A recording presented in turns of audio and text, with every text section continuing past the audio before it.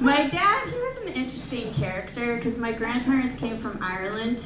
So when he went back and forth from the States, but when he was in America, he was Irish. The look of the Irish. You would never forget he's Irish because he never stopped reminding you. But there's a lot of political unrest in Ireland. So when he was in Ireland, people would be like, oh, so tell me where you might be from. And he was like, ¿Qué pasó? But it was very confusing growing up Irish because I could never tell if that was a good thing or a bad thing.